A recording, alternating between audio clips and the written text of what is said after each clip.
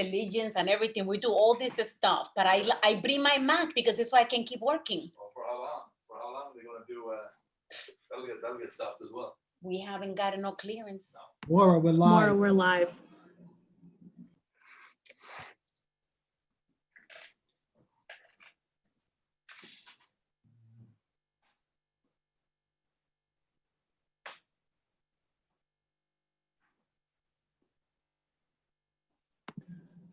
Mayor, you can begin.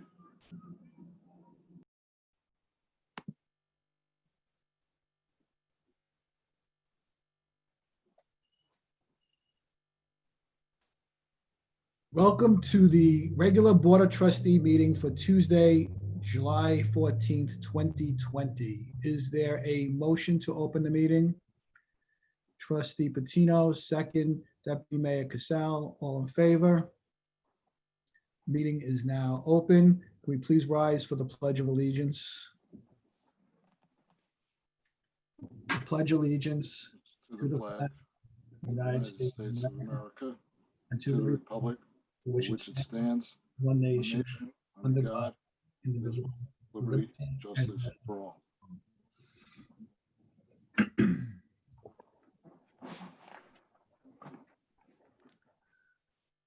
Dobbs Ferry lost a valued member of our community last week with the passing of David Scotty Shevlin. Scotty, as we all knew him, announced the Dobbs Ferry High School football games for 47 years. However, he was more than just the Dobbs Ferry High School football announcer. He was a valued member of the Dobbs Ferry community. He was a veteran who served in Vietnam and was an active member of American Legion Post 1048. Was also the president of the New York Shamrocks for more than 20 years. He belonged to the Top Hatters Club and was a devoted parishioner of Our Lady of Pompeii Church. After living in Yonkers for more than 50 years, Scotty moved to Dobbs Ferry in 2012 and became a very active member of the Senior Citizens Program in Dobbs Ferry. If there was an event, Scotty was there. He was always encouraging, always interesting, and very supportive, and he will be greatly missed. The funeral arrangements are for a wake this Friday, July 24th, at Edwards Dowdle from 4 to 8. And the funeral will be Our Lady of Pompeii, Saturday, July 25th, 11 o'clock. So that will not be this Friday. It will be July 24th. And the funeral will be on Saturday, July 25th. So tonight's meeting is dedicated in his memory, and I'd like to have a moment of silence on his behalf.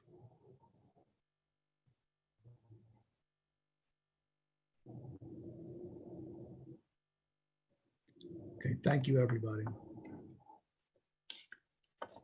Just a little information to view on how to view the meeting. So the instructions for a public hearing and courtesy of the floor have been published, but I will read them. The governor has extended the law allowing Zoom meetings until at least August 6th.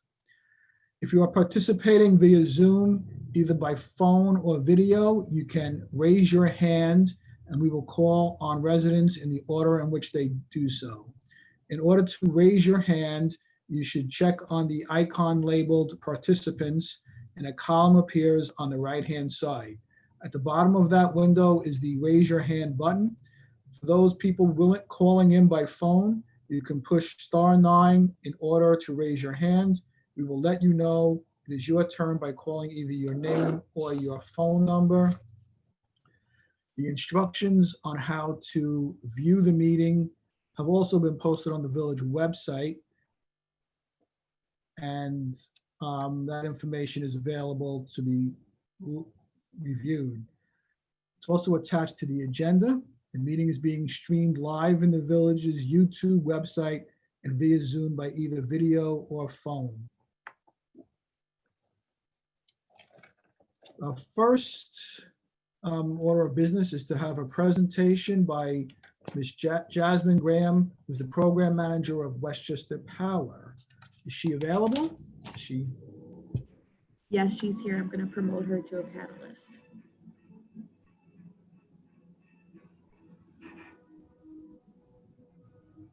Jasmine, can you hear us? Yes, I can. Hi. Hi. welcome, Jasmine. Thank you so much for having me. I'm going to share my screen so we can all see the presentation. And I know that there's a lot on the agenda, so I will try to make it as brief as possible. So I'm Jasmine Graham. I'm here from Westchester Power and Sustainable Westchester. And today we're going to talk about the Westchester Power Community Choice Aggregation Energy Program. There are 27 municipalities in the program right now, everything that you see in blue on the map.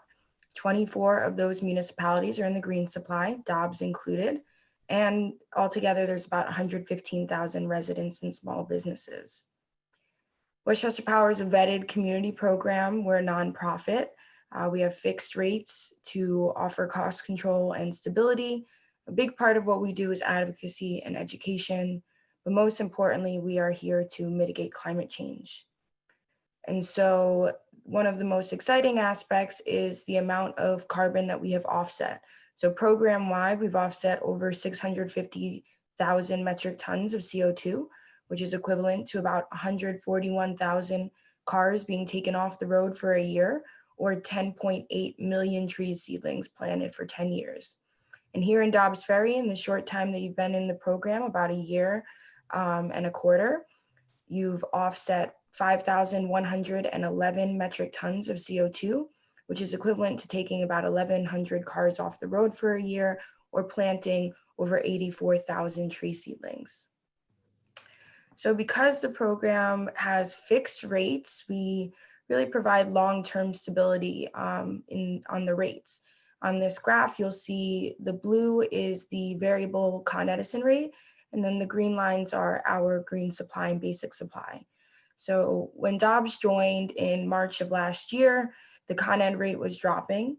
We have seen the rate go to historic lows because of low natural gas prices, reduced demand because of coronavirus, as well as the plummeting oil prices that we've all seen. But right now, the green supply is at 7.96 cents per kilowatt hour.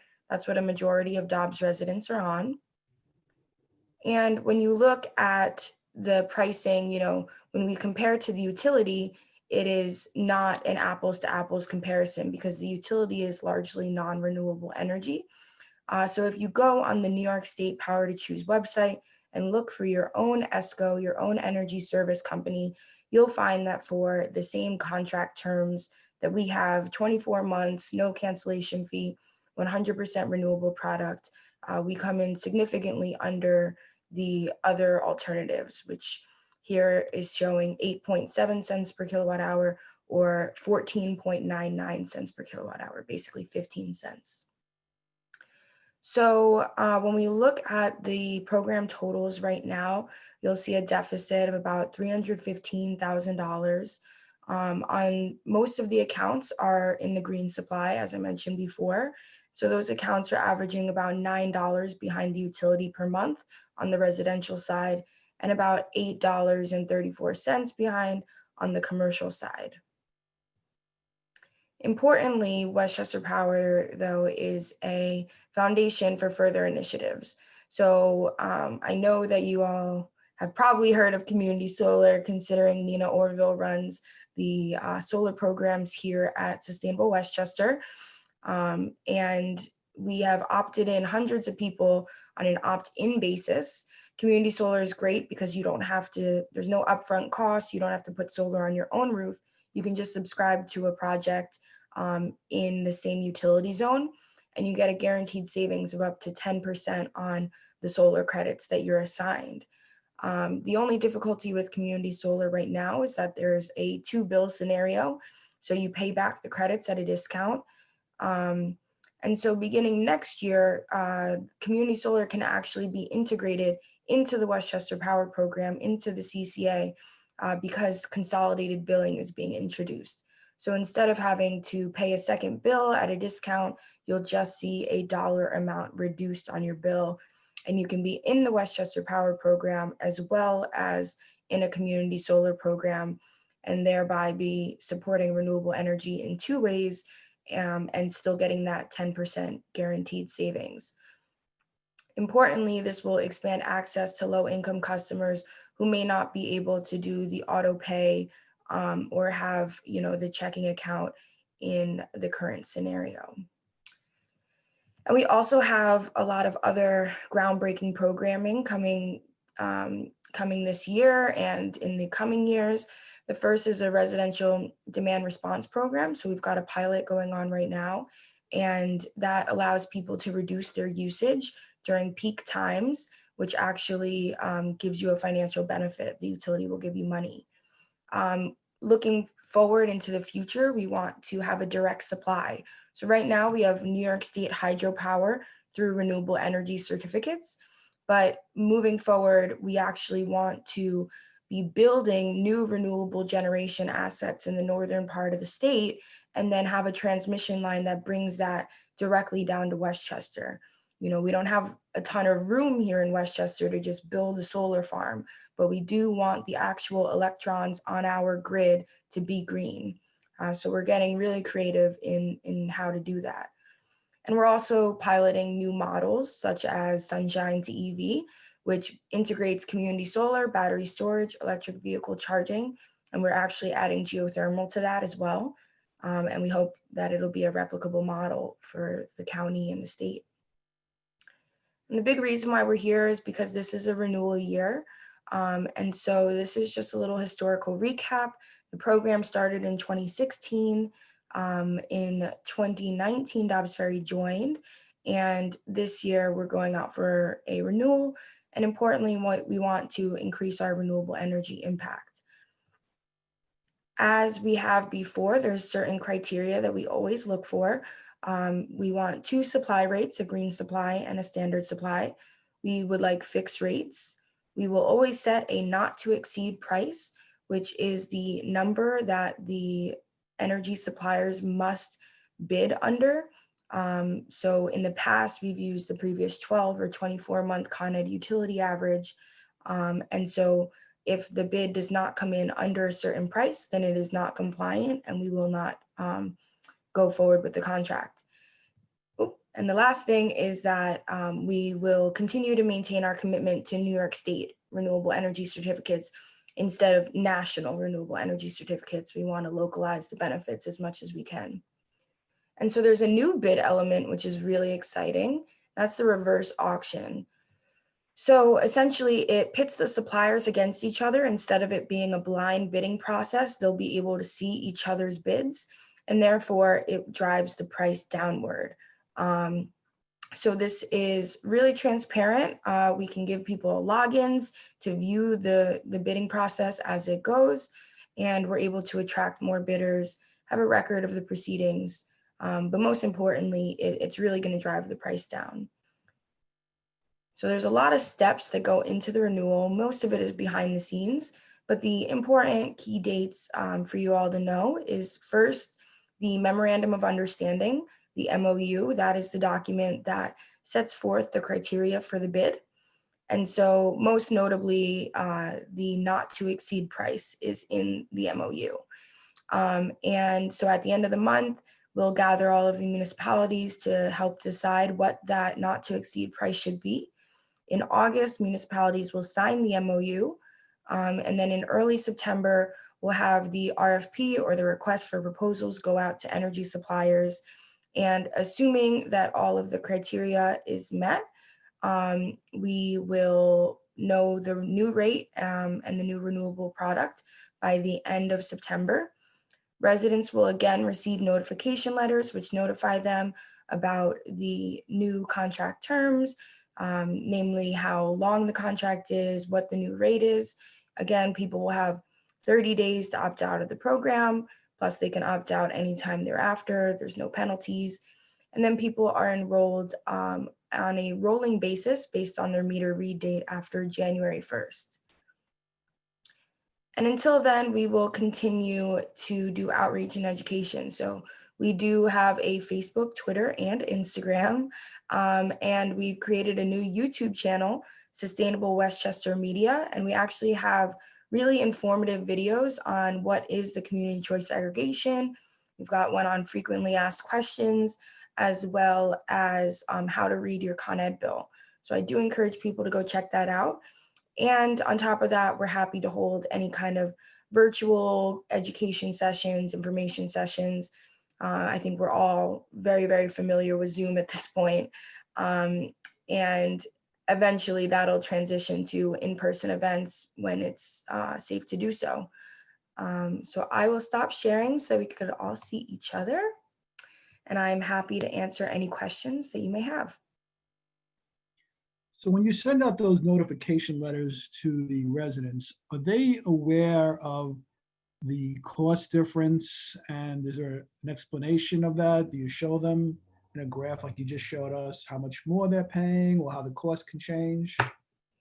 In the notification letter, it does note that we have a fixed rate. It has a paragraph that says we have a fixed rate. The utility rate is variable, and so we can never guarantee savings. We don't know what the forward-facing rates will be. And as I said, because Dobbs joined in 2019 when the rates were falling, it was a really unusual time that nobody could have predicted.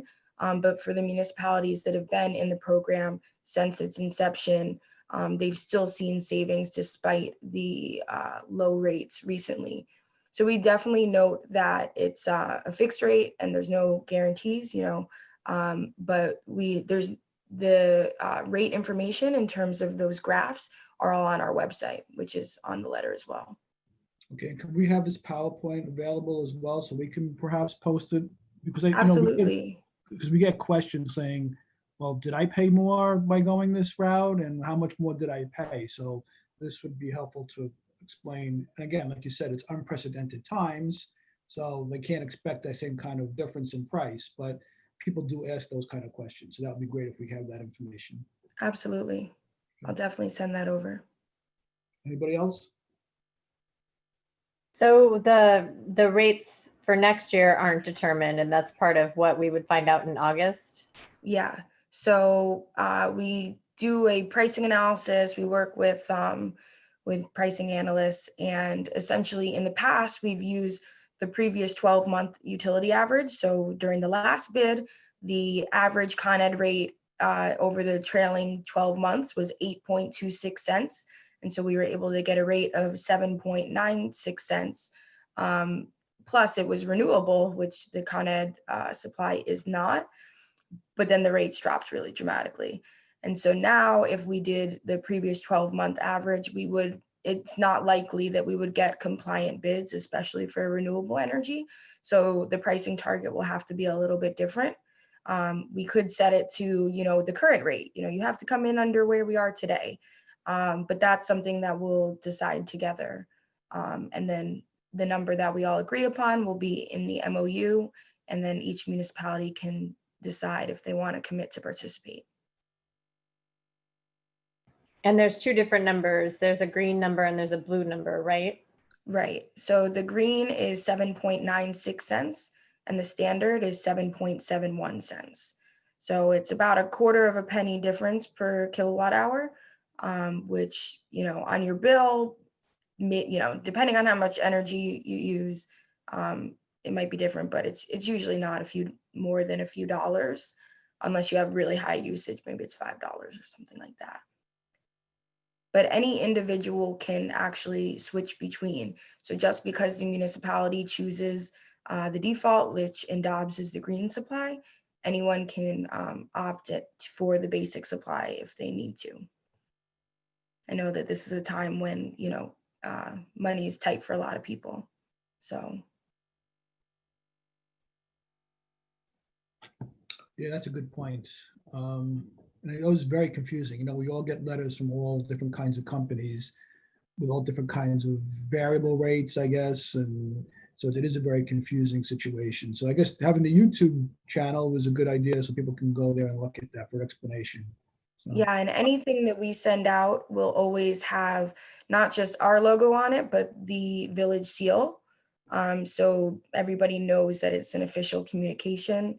We know that ESCOs do a lot of solicitations. And so if you don't see the village seal on it, then it's not coming from Westchester Power.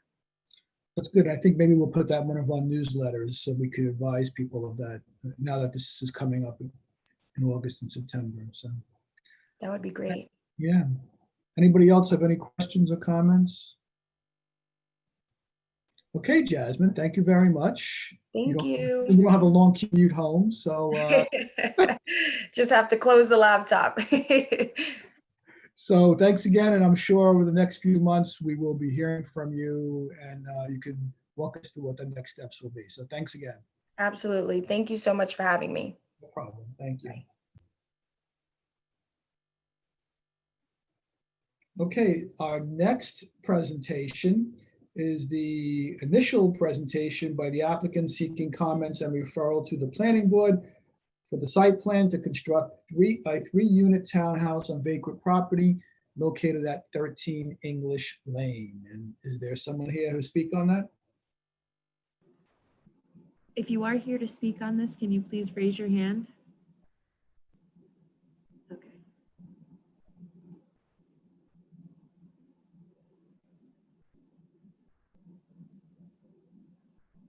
Christina, can you hear us? Yes, can you hear me? Yes. Okay. Welcome, Tina. So we're anxious to see your presentation, so it's all yours. Okay, hold on a second. I'm going to put this up for you.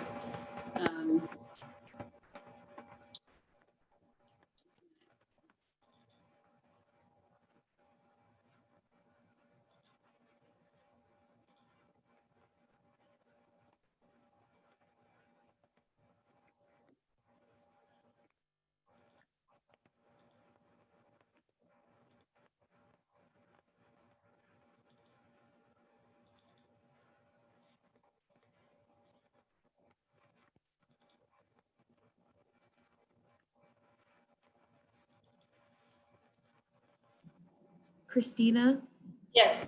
there's another person named Sina that's raising her hand. Is she with you? Yeah, it's actually Suzanne Levine. It's Suzanne Levine who wants to put the drawings up. Can Okay. you let her come on? Yes, absolutely. Thank you.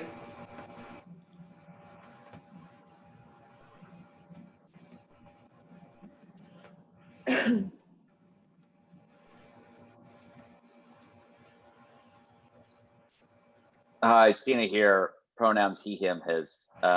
Just wanted to, I'll be sharing the VR part of the presentation. I think Suzanne, if you want to share as well, you should raise your hand so you can be added as a panelist. Yeah, I was just added. Thank you, Sina. Sina, this is actually for another project, so I'm just. Oh, okay, fantastic. Oh, I guess we're jumping ahead then. All right, I'll go back to my little corner here.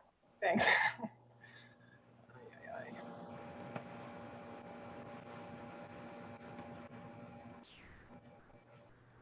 Okay.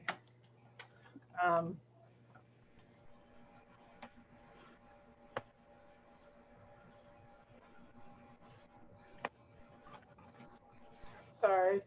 I just opened the file. I'm so sorry. That's okay. Okay. Here we are. Hi. Okay. Hi, I'm Christina Griffin, principal of CGA Architects Studio, and we've designed three townhouses. Can everyone hear me?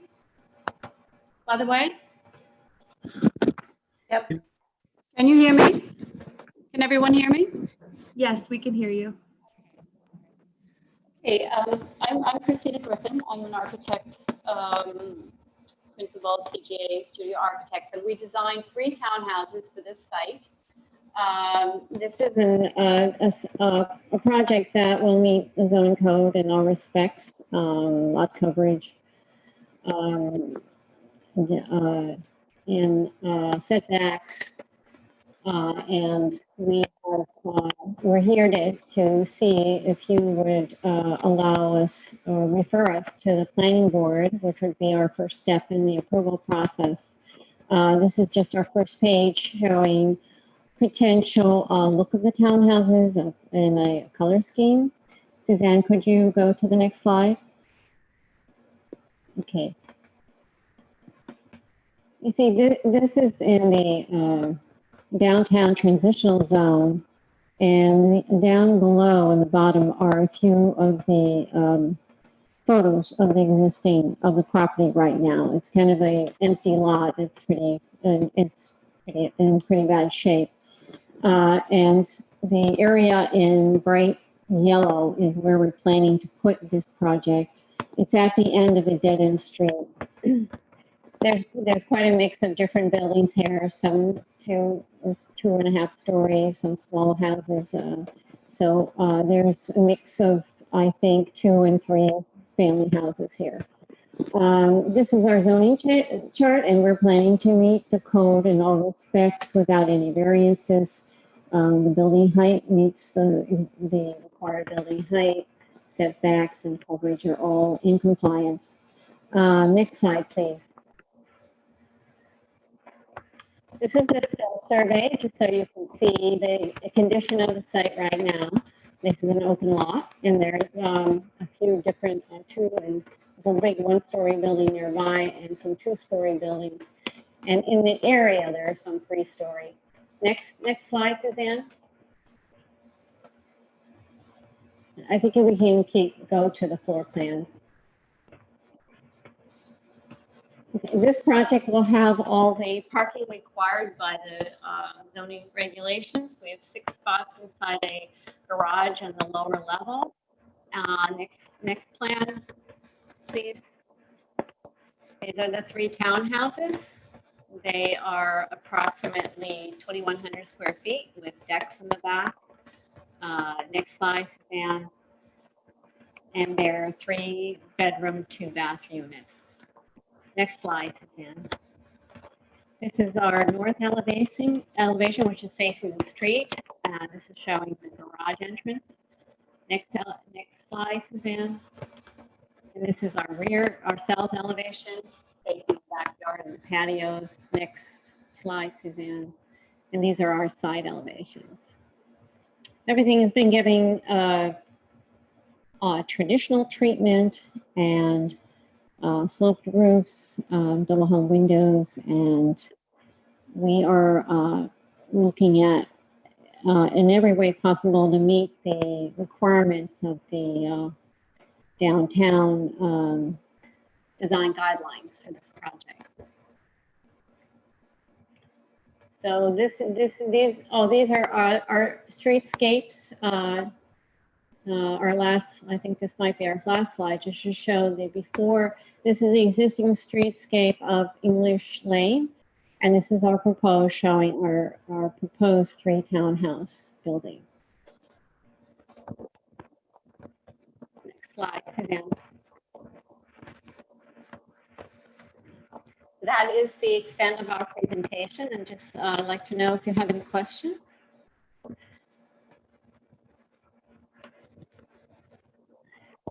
Anybody have any questions? I have a question. Does this require a 239M referral? I couldn't quite hear you. Does this require a referral to the county planning department? No, I don't think so, not to my knowledge. It's not on the county street.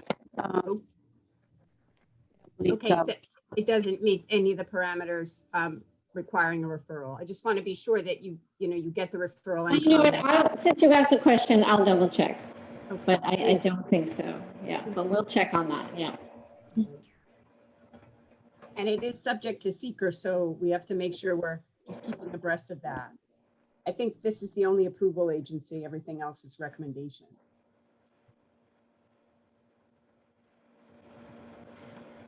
So we'd like to ask you if you would give us your, I think referral is what we need to start the process of submitting the project to the planning board. And Christy, these are for sale, these townhouses? They're going to be sold, or are these rentals? Well, I'm working with Cortese Construction, and he is the developer, and I think he's not sure right now. We just did 5 townhouses with him in Hastings, and he rented them at first. So I don't have an answer on that right now. Okay. Any other questions? Just looking in Google Earth where this is located, and the plot looks so small for what I'm seeing. What are the number of units in terms of apartments, Christina? For each of the units, how many guest rooms for each there will be? Well, there are 3 townhouse units, and each unit has 3 bedrooms. Okay. This is behind the ambulance corps building, and it is in the downtown transition zone. And the setbacks and lot coverage are fully compliant. And I'm sure it doesn't, but we should also just make sure that this doesn't interfere in any way with the operation of the ambulance corps building and the volunteers getting in and out from their parking lot. No, it doesn't at all. This lot had a house on it and was sold, I don't know, I want to guess 12, 15 years ago. The house was raised and the lot has sat vacant since, but it was always a residential lot, and it's down past the entrance to the ambulance corps rear parking lot. Okay. Yes, near the little cemetery. Okay.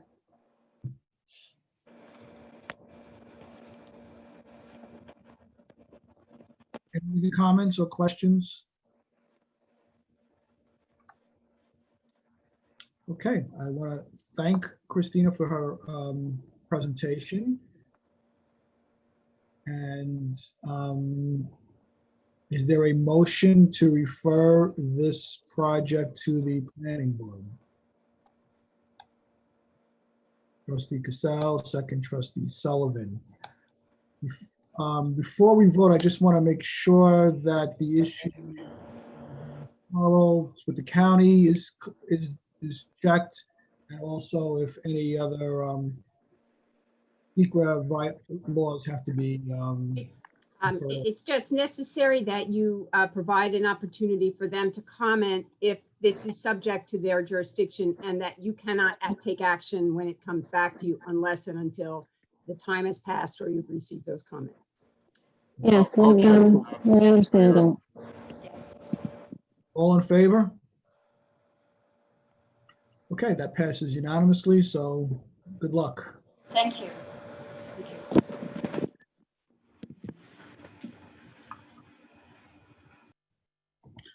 Okay, we're moving to the public hearings part of our meeting, and we're going to have a continuation of a public hearing to consider the application of 115 Broadway, the St. Cabrini parking lots. Is anyone here for that?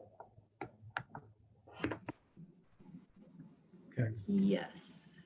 Mayor, yeah, I believe that you're going to be adjourning this to a date certain. Right. On the 27th for a special meeting. But I think Mr. Morando is here from Cuddy Fader, and certainly he can, you and he can comment on that, and then you can establish the schedule for a special meeting for purposes of adjourning for this evening. Right, so we did have a meeting, telephone conference involving some of the principals with the applicant, as well as with myself, Ed Manley, and our attorney, and our experts. And there was an agreement that the parking experts will get together and hopefully come up with a mutually agreeable plan. And we'll see if it comes forward. So our plan is to adjourn this to a special meeting, a special hearing on July 27th at 10 o'clock. We've already taken a survey of the Board of Trustees. Everyone is available. So that is the plan. Mr. Miranda, if there's anything you want to add, feel free to do so. Good evening, Anthony Miranda from Cuddy and Fader. Thank you. No, I think this has been before you for quite some time. I don't think you need to hear me talk much about it this evening. We do appreciate the urgency in having that meeting, that discussion this morning, and the setting of a special meeting to respond to the request for the consultants to meet and talk. So we look forward to seeing you on the 27th, and hopefully they can come up with a tweak of the plan that will address any remaining concerns that people may have. So thank you. And Mayor, if I may, you did receive some written comments. I believe there were 2 letters submitted. So just acknowledging receipt of those and entering those into the record before you adjourn this to the 27th would be appropriate. I believe there were 2 letters from representatives of the client or the diocese. Yes, thank you very much. 2 letters were submitted in support of the application. One was from the Missionary Sisters of Sacred Heart. The other was from the representatives of Cabrini's Resident Council. There you go. Thanks. We acknowledge that, and it will be part of the record. So I'm going to continue this, adjourn this public hearing to July 27th at 10 o'clock. Liz, does Liz have to do a special kind of notice for this? I'm assuming she does. There shouldn't be any additional noticing because you're adjourning from a public meeting to a date certain in the future at a public meeting. But we will certainly put a listing of this special meeting on the website and post this agenda item so you can get the notice out as necessary. It is a continuation of a hearing that's already been published. Okay, thank you very much. And thank you, Mr. Miranda. Thank you very much. Have a good evening. Public hearing number 2 is the continuation of, you know what, Lorley, I did not open that public hearing. Should I have opened that public hearing? It was an adjourned hearing, so that was fine. But we do need a motion on adjourning it to the 27th. There you go. Okay, thank you. So is there a motion to adjourn it? Trustee Nell, second, Trustee Sullivan, all in favor? Thank you. Okay, so this is a continuation of public hearing for review of the application of 41 Cedar Street. Who's here to speak on that? I think a couple of people. Hold on one second. Before they speak, I just want to acknowledge emails that we have received on this project. Email dated July 1st, 2020 from Tom Thurston. Email dated July 1st, 2020 from Christopher Ross. Email dated July 13th, 2020 from Gabrielle and French Conway. Email dated July 14th, 2020 from Deb Morgenstern. Email dated July 14th, 2020 from Stephen Tilley. So those emails have been acknowledged and will be placed in the record. So thank you. Okay, and also before going forward, I just want to say that we have scheduled a joint meeting to review this project for July 21st. So having said that, welcome Ms. Whitehead and the whole team, and please make your presentation. Good evening, Mr. Mayor, members of the board. We'll try to be brief this evening in anticipation of the special meeting, and we thank you for scheduling that for next week. We just want to summarize quickly some changes that we made based on the discussions at your June 23rd meeting. The first is that we revised the unit mix as was discussed and requested, so that we're still providing the 3rd affordable unit. We have 2 2-bedroom affordable units as had been requested, and an additional studio affordable units. So that's 3 of the total 16. That's almost 20% where only 10% is required. But we've now made it so that there will be 2 2-bedroom affordable units as requested. This results in the plan being short 1 parking space. So we are asking for a waiver for it's actually less than one, but you round up, so it's one parking space. And our client is willing to make the payment in lieu for that parking space. The next change is that based on the ongoing discussions with Zion Church, we have moved the retaining wall and the utilities away from the Zion Church property line to eliminate the need to excavate within the area between the building and the property line. The side wall of the building will now serve as the retaining wall. And in that process, what we've also been able to do is completely enclose the parking on both the side and the rear, so it will not be visible. And Christina will show you that in a minute. We think it's actually a improvement to the plan in general for both Zion Church and also for South Presbyterian, which now won't see the parking from the rear, as it's also going to be enclosed. This has also allowed us to develop a new landscape plan, which has been provided. There's been some ongoing discussion with Zion Church. The landscaping plan has been provided to them, and it now shows new landscaping on both sides of the property line. So we hope that that has addressed some of their concerns, and there have been some ongoing discussions. Lastly, you'll recall that on June 22nd, right before your last meeting, we had received additional comments from your traffic consultant, Mazer Consulting. Our traffic engineer has had discussions with Phil Greeley from Mazer Consulting, and I apologize for the lateness, but based on their ongoing discussions, our consultant submitted a letter to Mazer Consulting this afternoon responding to all the comments. And we thought it was appropriate to provide you with a copy of that as well. Based on their discussions, it's our understanding that Mazer is now satisfied that all of their comments and concerns have been addressed. So just to summarize some of what we've spoken about, we will need a waiver for one space. We will pay the pilot.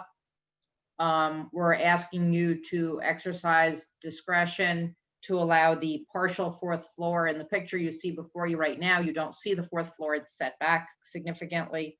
And that's based on a number of benefits as we've discussed, including the additional affordable unit and the reduced construction impacts by being able to put the parking on the first floor behind the non-residential space. We will need, again, you can exercise your discretion to allow the 3 parking spaces for the non-residential area to be located on the street.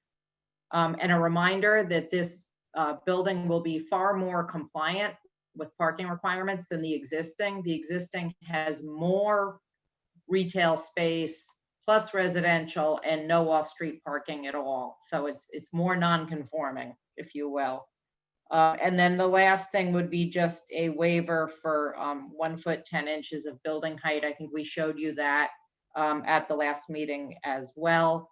I know that your board wanted the planning board and the AHRB to see this revised plan. And that's why you've scheduled that meeting for next week. And I think at this point, I'm going to hand it over to Christina Griffin and let her show you some of those changes in the landscape plan that we've talked about.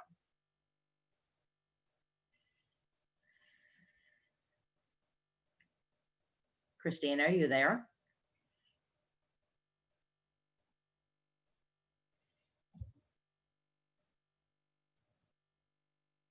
I know she's there.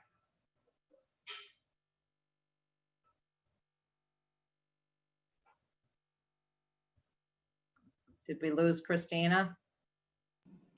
She's on, but we can't hear her. I see her speaking into like a microphone, but it's not working. While we wait, I just have a couple of comments. So yeah, there's a minimum pileup for a minimum of 1 parking space, but it is at the discretion of the board to accept the 3 on street without a pileup. Typically in the past, the board has asked for a pileup for the on-street parking as well. One other thing is the bulkhead I'd like to see on the plan for the next meeting, the total area of the 4th floor roof and the area of the bulkhead, because the bulkhead, you know, as it's allowed to be 10 feet above the top roof, also has a maximum limit of 20% of that roof, and that area is not on there. And the bulkhead seems to me to have a whole lot more space than just the elevator and the staircase. So I think Suzanne is showing on the screen share there that it is calculated out and it's 15%, so it's under the 20% maximum. But I can get you the square footage of the roof below at the 4th floor. So you have that. Do we have Christina yet, or Suzanne, do you want to maybe? I can go through these changes. If we can't get Christina, if you want to take Yeah, us through. I'm happy to do that. Hi, Suzanne Levine, project designer on this with Christina Griffin. Well, what we started with was having the surveyor locate the driveway and additional topography on the Zion property, which we didn't have this exact location of the driveway shown properly on our VR. So we've adjusted that so that now we can see the proper green space, as well as the locations of the trees on the Zion property that coordinate with the arborist report. We've put the recommendations of the arborist report on this plan, as well as showing additional plantings. The major change here is we've enclosed the parking so that we've removed the retaining wall at the property line. So now the very large maple tree on Zion is more protected because it doesn't have a wall right next to it. And I will. Suzanne, can you hear? Oh yeah. Oh, there you are. Yeah. Do you want to jump in? Yeah, I'm so sorry. I could jump in if you like, Suzanne. Sure. Go ahead. I just wanted to add to what Suzanne was telling you about our new site plan. Yes. Okay. There's been a lot of effort made to really look at that property between the driveway at the Zion Church and the building. And we found that if we use the wall of the garage as our retaining wall, we were able to eliminate the retaining walls we had on the property line and make this more of a continuous green space. So that's what we're showing here. We also completely concealed the cars in a garage that has roof terraces on top.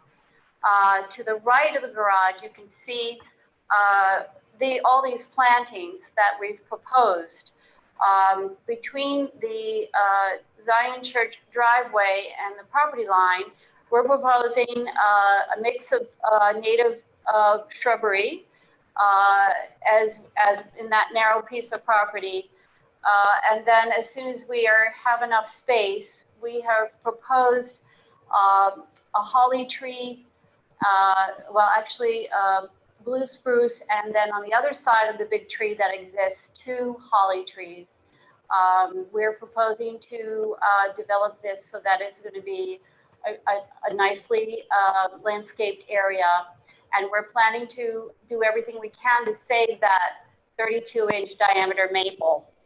And by eliminating the retaining wall on the property line, we will have a better chances of saving that nice tree. And then on the next slide, this is just the zoning data to show our current scheme. The only change here, I think, is really the number of parking spaces that are required, because we added a 3rd affordable housing unit. Now we were required to have 27, and 26 are provided. So the one that we need could be a payment in lieu arrangement or something like that. Next slide, Suzanne. This is our current 1st floor plan. And it's actually the same parking garage layout we had previously, same retail space. The only difference is that now the parking garage is fully below grade with roof terraces on top. Next plan, Suzanne.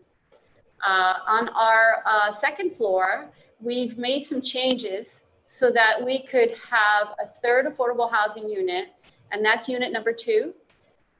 This is a studio apartment. We've kept the 2-bedroom affordable housing unit, which is unit 1, and we're able to squeeze in this other unit by reducing the size of the market rate units that are here.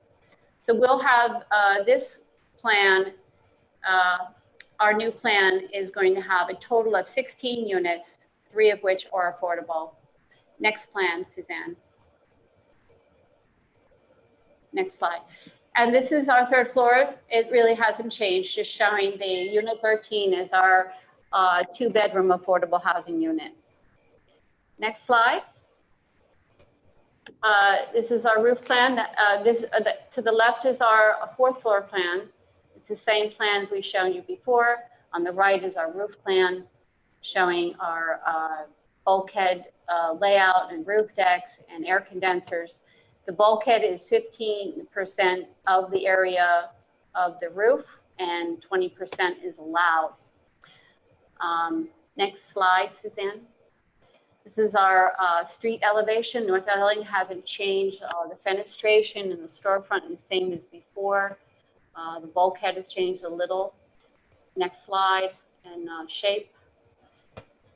A west elevation has changed because this is showing how we have now, the grade is going to be right up against the building. And you can see there's a small section of the parking garage that actually appears above the grade. And we're using the wall of the building as a retaining wall. And then on top of that, roof of the parking garage is going to be roof terraces. Next slide, Suzanne. And this is our south elevation that's facing the South Presbyterian Church. And the dash line is showing the grade. So when you're up there on that grade, you're going to see the 3rd floor and then the 4th floor above. Below the dash line is our 2nd floor, which is going to be behind the retaining wall when you're up on the hill there. And the parking garage is entirely below grade. Next slide, Suzanne.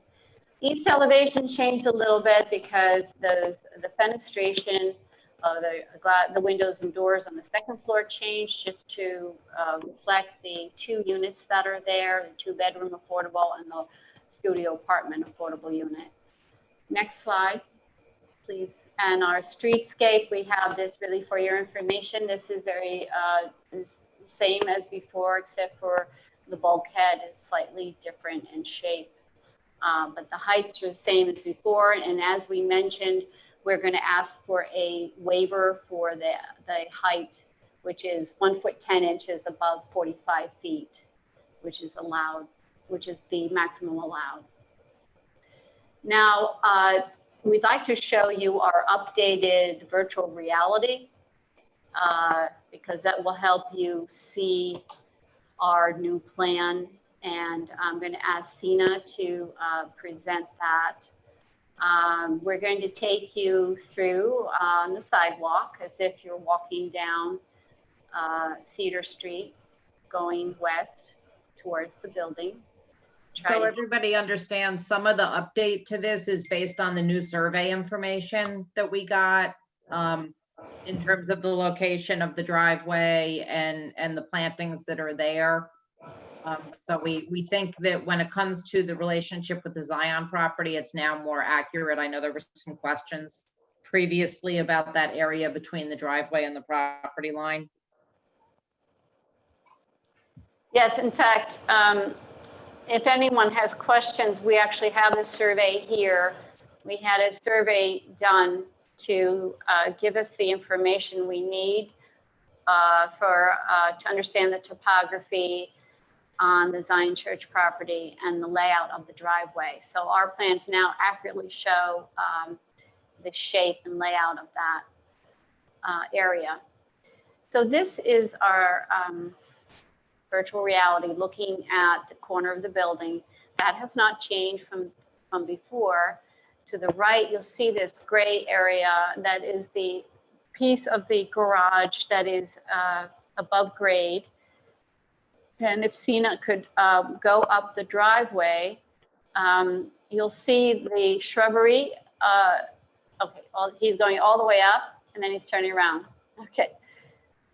Now this is showing the grade that is sloping upwards along the wall of the building. And if Sina, if you could get in a little closer, you can see that the grade is touching the wall of the building. So now we can have a nicer flow of green space up to the building. And then if you look up, you'll see the fourth floor that's set back from the front and from the side of the building. Sina is taking us up to the top of the hill and looking back down on our building. And you can see that the parking garage is now fully concealed from view. There's no view of the cars. We have roof decks on top of the parking lot, but the grade is actually hugging the building, coming right up to the wall of the building. And maybe, Sina, if that is high as you can go,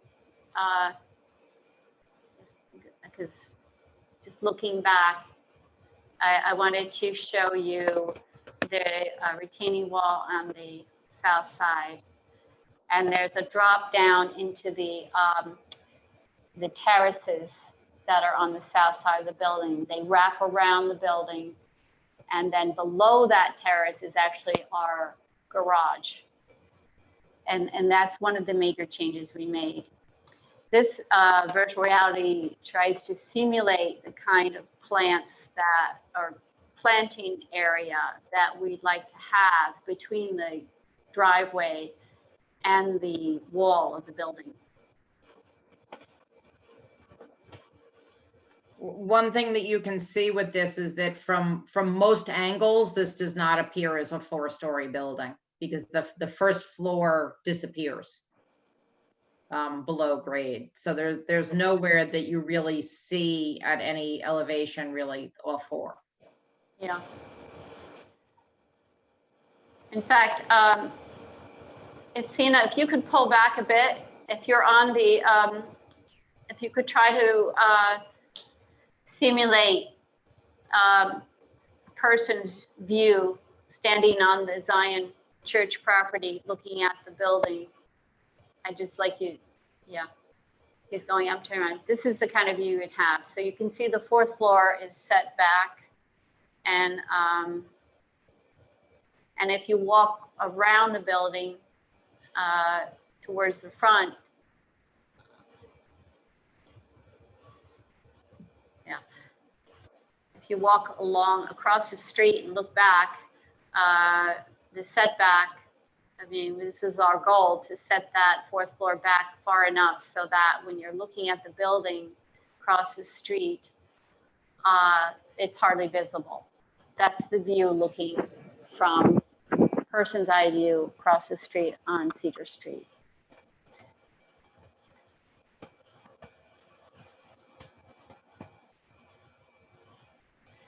So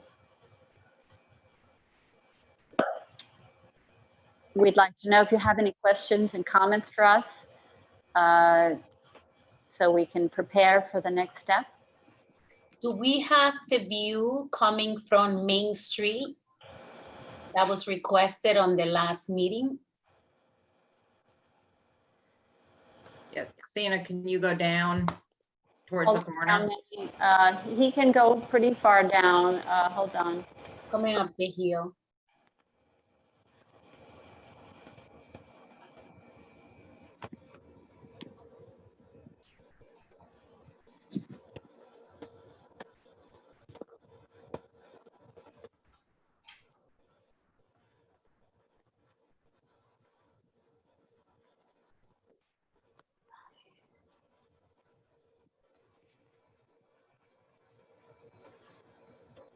Now he's walking back up. Yes, thank you.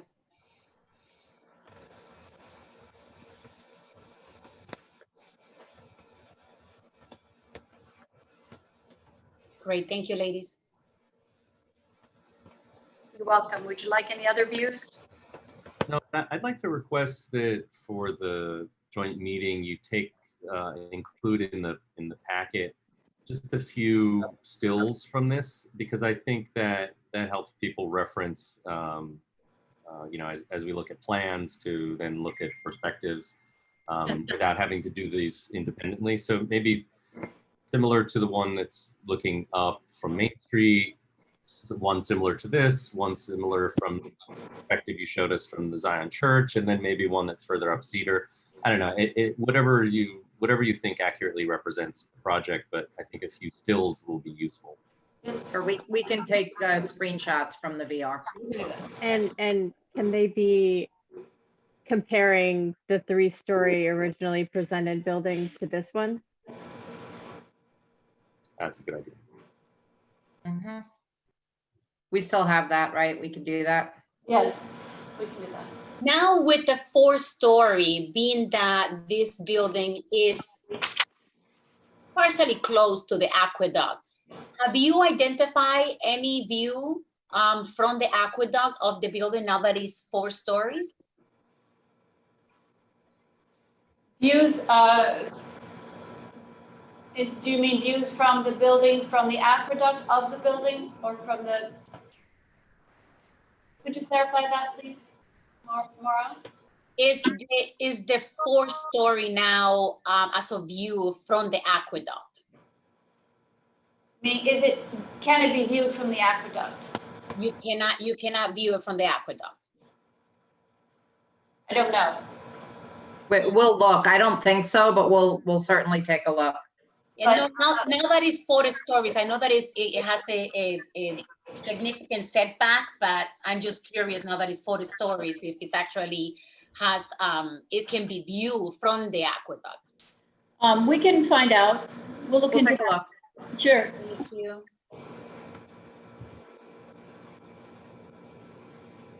Anything else? Anybody else have any comments? This building versus the 3-story one, the 3-story one had a long sliver of space, of outdoor space to use between the building and Zion. And then this one, the parking garage takes up part of that, correct? No, the parking hasn't moved. There was always that pocket park, and the pocket park stays the same. Yes, I think, I understand why you might think that, but no, actually that space is now, that was carved out, that we had shown you previously, is now filled in with earth. The parking, the wall of the parking garage, that wall is where the parking lot was before. It was open on top and you could see into it from above. Right, but the wall is the same. So, and again, that was done to remove any excavation away from the Zion property line to help protect the tree. We're going to do what we can to protect that tree. We know it's not in great shape, but we'll do what we can to protect it. Just another point, because I know Suzanne had mentioned that we've put on this plan the arborist recommendations for helping some of those plantings. Those recommendations were actually done when there was excavation and the wall and the utilities going in right there.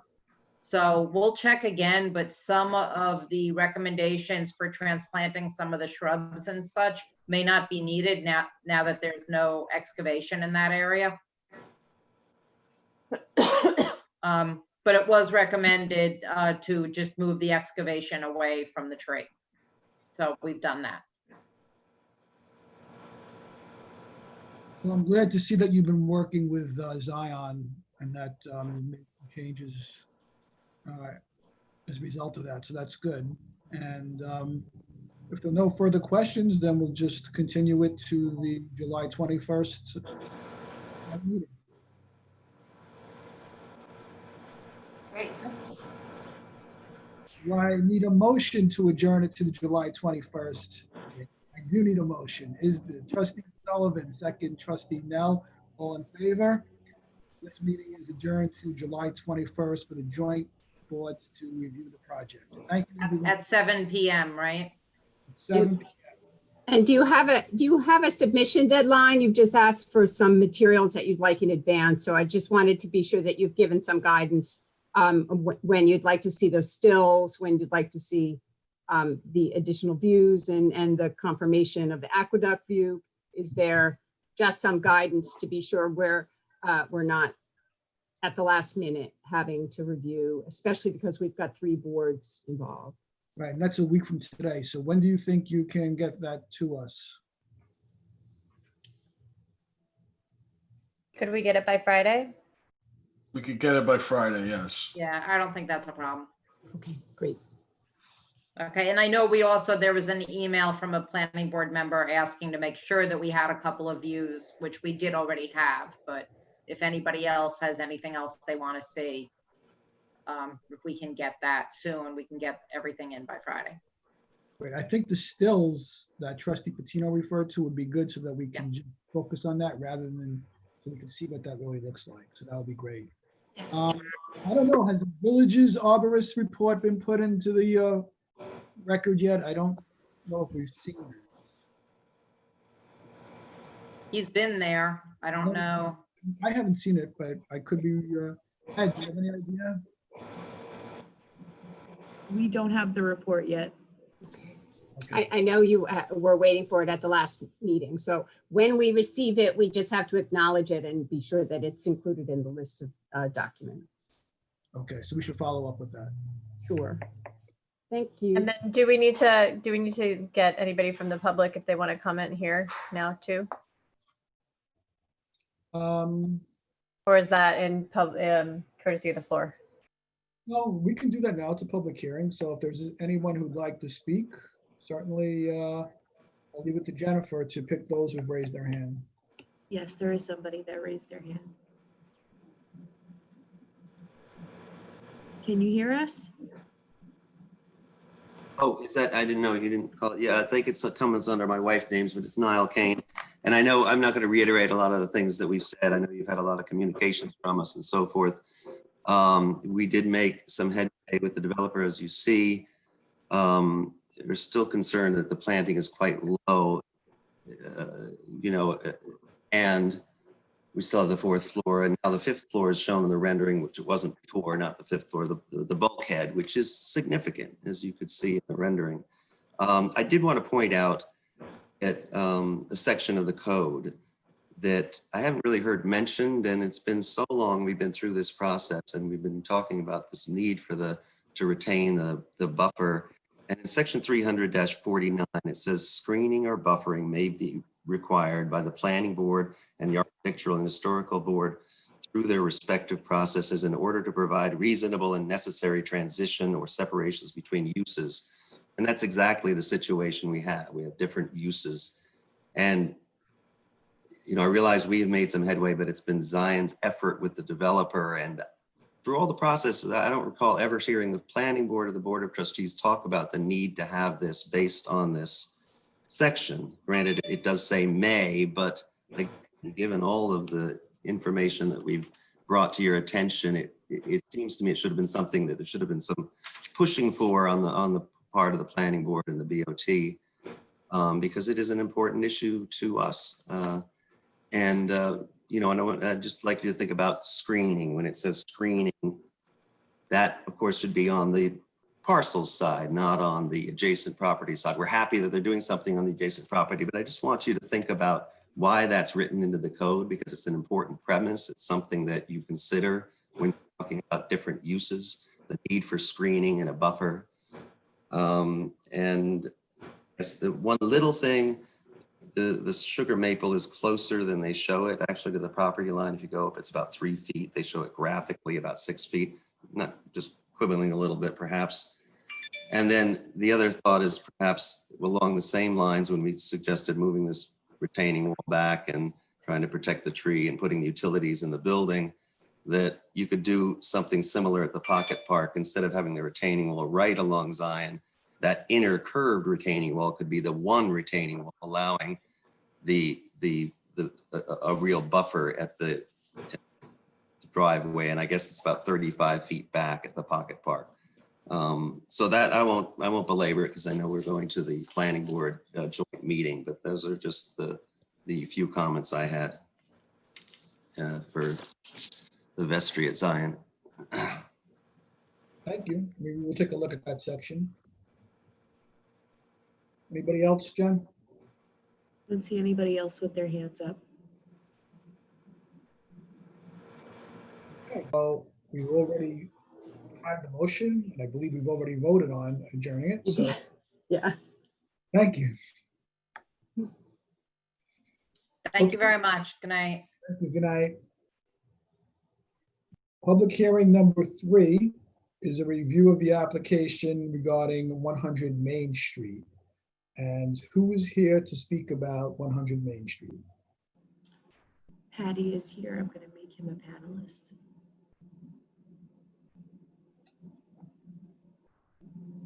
Patty, can you hear us?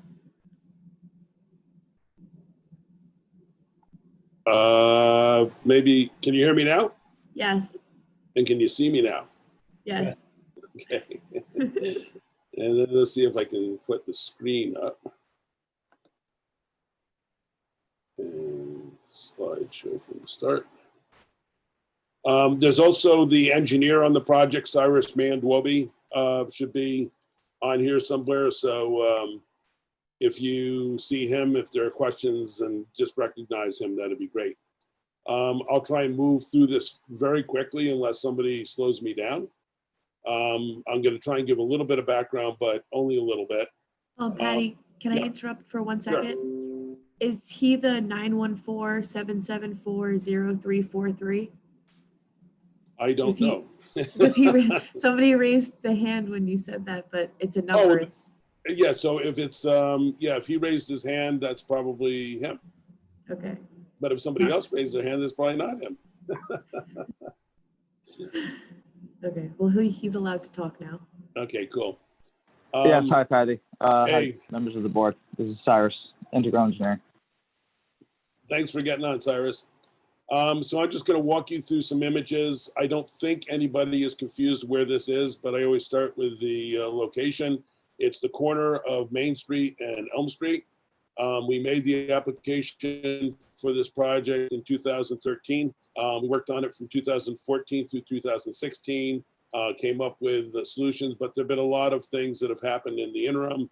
And so now we're before you with a very different design than what we had previously seen. I'm just showing you a couple of the shots of the building. I'm sure you're all familiar with it. This is, the garage that's behind the 100 main building. If we were all down at Village Hall right now, you'd obviously be able to walk down to Elm Street and see this. So this is, that's the property that we're dealing with. I'm showing you the memorandum. We're not going to go through it, but this was a memorandum that was adopted by the Planning Board and Architectural Review Board in 2015, where they made a series of suggestions. We developed a design that worked with those suggestions that was recommended for approval by the Planning Board, and it was referred to the Board of Trustees by the AHRB. One of the questions that came up in all of that was the significance of the existing garage. We were proposing a building that would be similar to it, but we were taking the garage down. So the village hired historical perspectives, had them do an analysis of the building. Their conclusion after that review is that the existing outbuilding dates from post 1900. I know Steve Tilley has disagreed with that. I think it's all moot now because we are keeping the building. Another thing that changed that was significant, because of course at this point in time with the recommendations, we came back to the Board of Trustees. But while we were getting our recommendations for approvals, the village was changing its code. So in August 22nd, 2017, Dobbs Ferry Board of Trustees changed the code for the downtown districts. And the significant thing affecting this property was they introduced a 10-foot setback for the property from the aqueduct. We redesigned the project. We designed it so that we would have the 10-foot setback. That then moved forward to an extent, but we were not getting real support from any of the Board of Trustees on that. The planning board basically took the position that when the legend becomes the fact, you print the legend, and asked us to come up with a design that retained the existing garage. So that is what we did. We plan to keep the existing two-car garage, or four-car garage, two-story. And to use that garage for the parking, what it meant is that we had to have a courtyard. That's this area here, which I'll show you in a minute with the site plan. And then the proposal was to build an addition on the back of the front building and to have the, at this point, we've gone from 12 units down to a total of 4 units, adding 2 units to the existing 2 units. So what that necessitated to save the garage and use the courtyard to get to the garage was that the addition would involve a 4th floor, which is something that the Board of Trustees has the authority to do if it wants to do it. When we presented these things to the planning board, they had concerns about what having the 4th story would really mean. What we did is we showed that we would be similar, if not exactly the same, as the building at 78 Main Street in terms of height. Although we do have a setback from Main Street, which 78 Main does not have. There was concern expressed at the planning board that when you walked out of Readers, this would be right in your face. So we showed some photographs to show that it's actually down the street. And of course, the building that's 2 buildings to the south of 100 Main is actually the same height as what we're proposing. So it's not really something that is that remarkably large. And of course, again, we're setting back on the 4th floor from the front of the building. The Board of Trustees had a site walk with us on April 18th. I'm thinking 2018, but I'm not sure. I think it was that, maybe it was 2019. It all kind of blurs.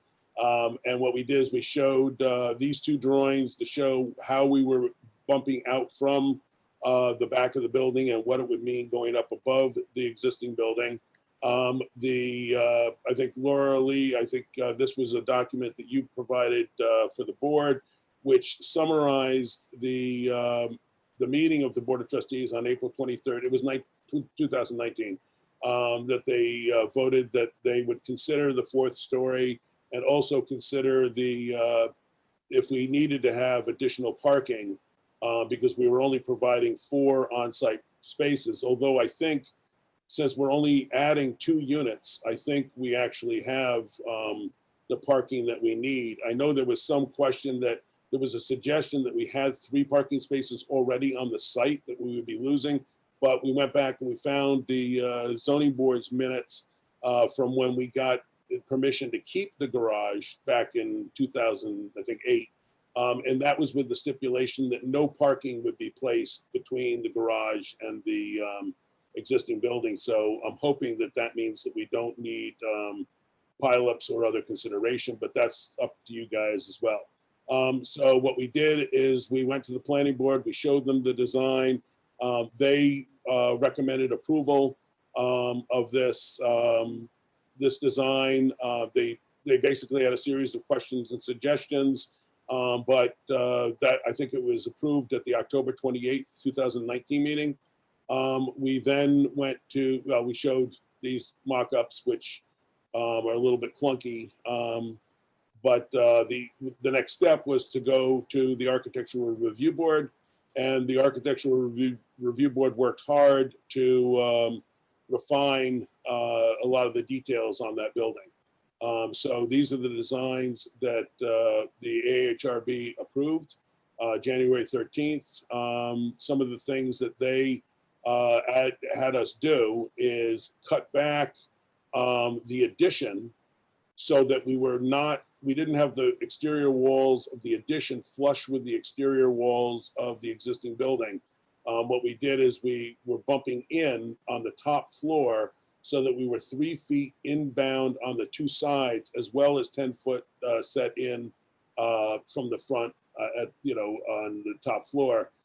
They also wanted us to go into some detail with how the garage structure would be restored. So we provided the drawings of that. These are the elevations of the proposed addition. The side is looking at it from Elm Street. This is looking at it from Main Street.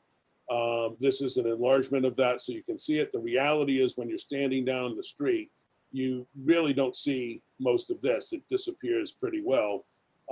This is the side facing, where the side you can't really see because there's a building that's actually the same size as this on the other side of the small building next door. And then this is the elevation that's facing the courtyard. That's kind of a blow up of that. The configuration on this is we're keeping the two duplex units on the terrace area. They are basically the full second floor and half of the third floor. We have a staircase coming in that takes us up to the third floor. So we have half of the third floor for the upper two townhomes, plus the top floor is the rest of those units. So a total of 4 residential units. This is just showing a section. One thing I'll just point out on this, we're assuming that we're building above the existing structure, which is what gives us the height that we have on this. There's also the potential that we'll be able to actually reduce some of this to get that height down. I can't really read what those numbers are, but this is what we worked through with the two boards. And then I'm not, okay. And then what we also were asked to do is to give very specific details for the description of the restoration of the existing garage and the process that would be followed for the rehabilitation of that garage. Details such as that we would remove all of the existing siding, save that which could be reinstalled, have new siding made up that matches that in profile and character, and then we would restore the original siding on the sides that face the public the most, and fill in on the other sides with the new material. I think the reality is, I think it'll end up looking the same because we can get that matched fairly easily. We did go, because of the movement of this garage, we're not going with a asphalt shingle. We're going with a standing seam metal roof. It handles the flex a little bit better. So that's pretty much everything that we're proposing in this. Obviously, the Architectural Review Board takes the colors very seriously. So, we're doing a dark colors with mahogany wood that gets stained and exposed. So I think it will have a quiet calmness. And then, of course, what we've done is produced a complete set of drawings, which we submitted to you as the planning board for the final approval on this. This includes all of the engineering drawings that show the existing drainage system that handles this property. We've designed the addition so that it doesn't compromise that, although we have to move the 2 catch basins. Cyrus has reviewed all of those things to make sure we're in good shape. And of course, the Village of Dobbs Ferry has a very good consulting engineer who has also looked at all of this in great detail. We don't have much, we actually have no non-paved surfaces, but we're still protecting water runoff from the site during construction. This shows the courtyard level, the 4-car parking spaces in the garage, the entrance into the staircase, the entrance into the 2 levels that are adjacent to the courtyard, and the staircase up to the units on the second floor. With the way that all kind of, well, this is the first floor, here's the second floor, with the way that it's actually split. So you're coming up to a bedroom for the floor below on the front of the building, but you've come up the stairs to these spaces, which are on the 3rd floor, and then you've got their staircases up to the 4th floor where you've got 2 bedrooms. So this is 4 2-bedroom units, and the 2 top units are nice with their roof decks facing out towards the river.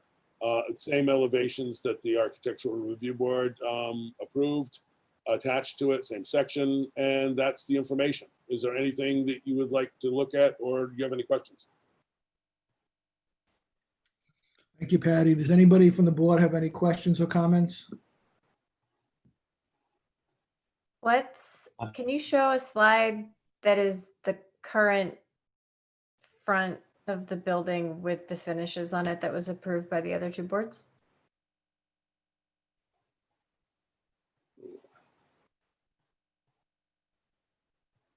You're talking about this elevation? No, like color, something in color that represents what the finishes and everything like. We had those for the Architectural Review Board. I didn't include those in that set. I don't have those, but we can recreate those. It's just basically we were keeping the color of the existing building, and we were going with a very dark tone. On the addition, Dale, who was on the Architectural Review Board, was very concerned with the way the colors were looking. And then what we did for the windows is we've got a mahogany trim, which I think brings a nice warmth to it. And there's also the roof was also gray, but I can get you those. We can get you the materials to show you, and get you one of the renderings that showed what it looked like with everything in place. Thank you. I think it'd be helpful too, and I'm going to assume you don't have it tonight either, Patty, to have a 3D, kind of like what we see on 41 Cedar, like how it looks when you're coming down or up Main, and down or up Elm, so we can, how it is in relation to the other buildings. I'm kind of surprised. I think you've seen all those before, because we actually came to the Board of Trustees a couple of times on this and showed that. I can get, we have not updated the final on that, but we can do that. We made cuts to the building to satisfy the Architectural Review Board, so I can have the SketchUp model revised to be accurate to what we're currently showing. And that way we can probably get the color fairly close on those as well. I want to clarify 2 points. The first is that on November 1st, 2016, again, November 20th, 2017, the Architecture Historic Review Board did not recommend this project to the Board of Trustees.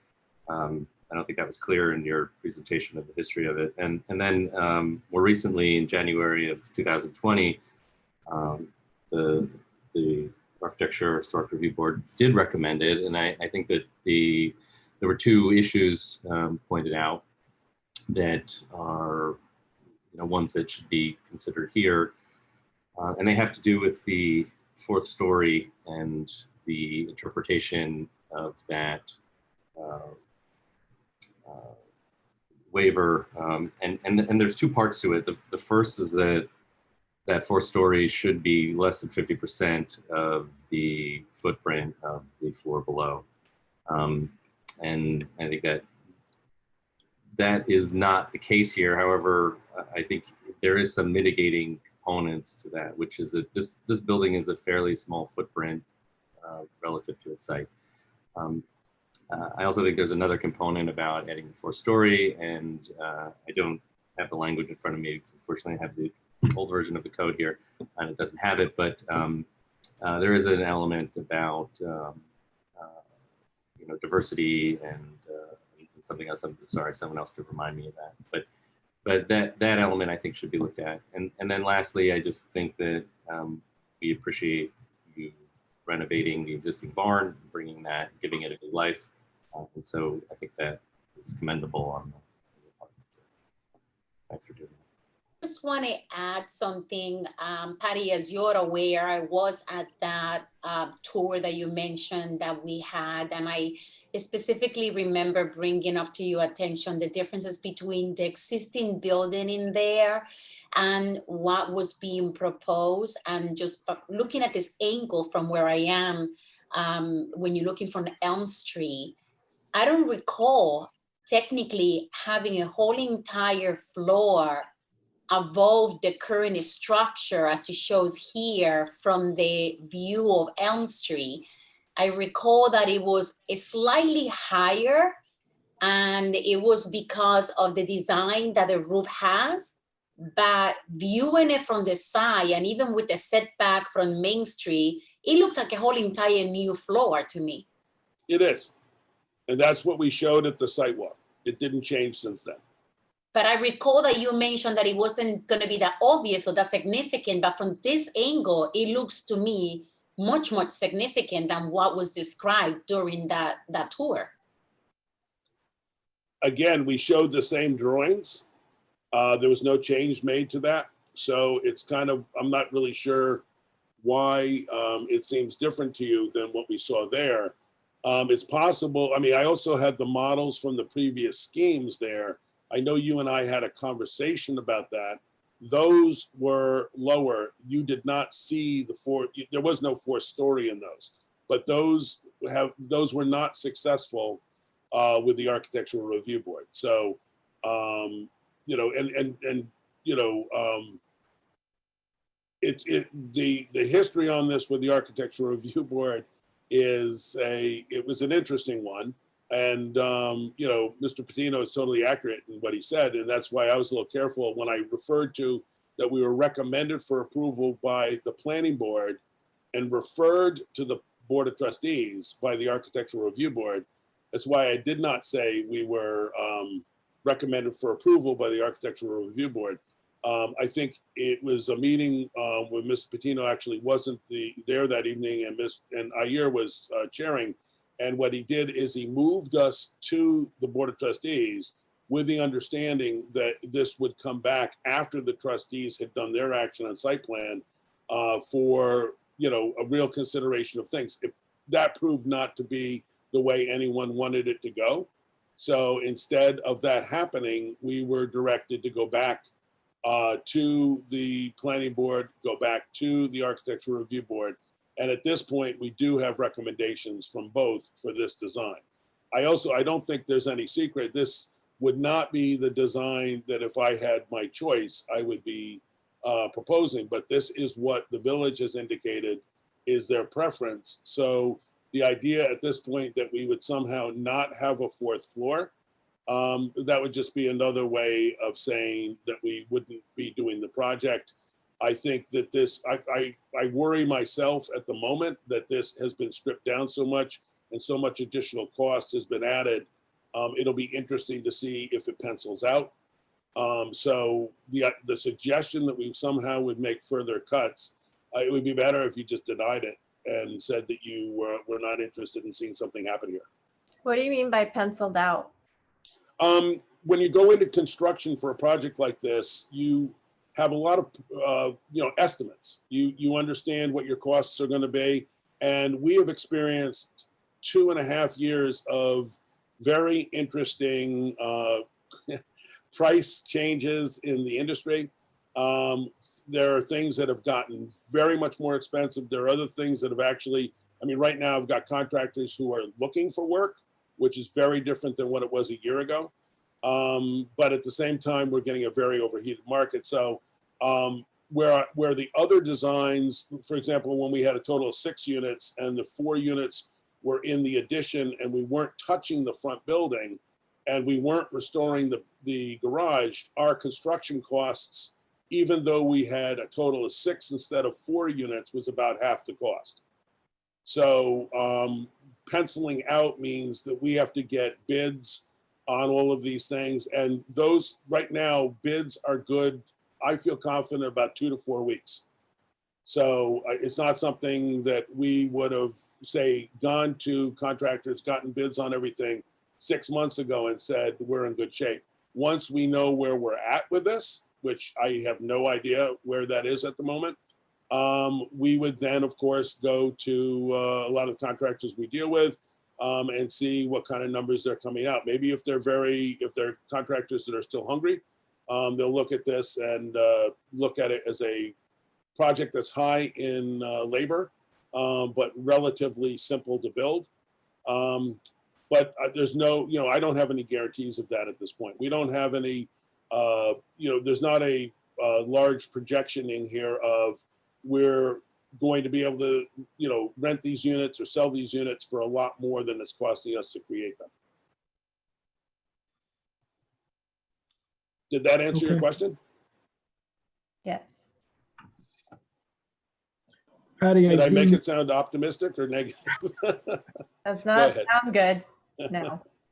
And just picking up where Trustee Patino was, I have the statute in front of me, and you do have to address the issue of how it will accomplish the goal and objectives of enhancing residential diversity and affordability in the downtown. So you don't have to do that now. We're going to put this over to the next meeting anyway for you to provide information regarding the color scheme that Trustee Nell is asking for and the 3D that Trustee Sullivan's asking for.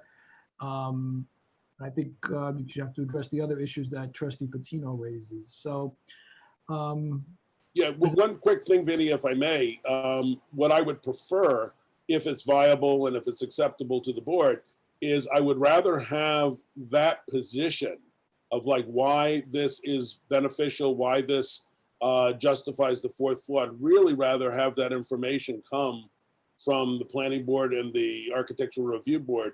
That decision to add a fourth floor was not ours. That was something that they specifically asked us to do. And they did have justifications for that, but I'm more comfortable with them making that representation than with me making it. Was it really? It was from them? I thought it was a discussion where either this project would make financial sense if it had a fourth floor to keep the barn, or we didn't keep the barn and it was 3 stories and it was a different project. I thought that was where we were and how we got to the fourth floor. Right, but DOT. But we, if you go back to that, I think it was the December 2018 meeting, we were presenting a 3-story structure with a total of 6 units. That was the direction that we preferred to go. The planning board at that time said that they only wanted to see a design that preserved the existing garage. To have Right, but it's not up to the planning board to decide that, like, it's not their purview to say that a 4th story is adding diversity or whatever to the downtown. That's the board of trustees purview, right? Like, well, that's the board of trustees. And it certainly isn't the AHRB's purview to talk about that. No, but I think the planning board did have that specific conversation. That question did come up. There were questions from the floor, and the answers that came to the public on that issue were answered by the planning board. We can obviously, I can reach out to Mr. Hunter. I can ask him if he would be willing to do it. I don't want to be trying to either paraphrase someone else or making representations. I mean, despite the impression perhaps I give at times, I'm not really an actor. So, I'm usually talking from what I believe in. I would be doing a different project if this was solely up to me. Okay, but I was asked to do it a different way, and I agreed to do that because after having gone through 5 years of trying to get it somewhere, I guess I basically just said, tell me what you want and I'll do it. And they said, put a 4th story on it, put a modest addition on the back of the existing building, and use the garage.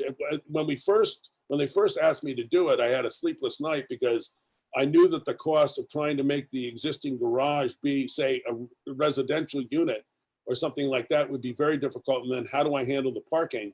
And about 3:30 in the morning, I woke up and had this, kind of divine inspiration, lightning striking of why don't I use the garage as a garage? And that makes it work. So that's where we came up with restoring the garage as a garage, 4 spaces, 4 units. And the courtyard in between was something that the planning board specifically liked. So my understanding of it is that they liked the character that this created at the time. Again, I'm paraphrasing, I'd almost want to hear the tape again to say it, but the representation that was made, I think Dwight might actually be the person that could help with this, was that we're offering a different type of unit than is normally seen in the downtown.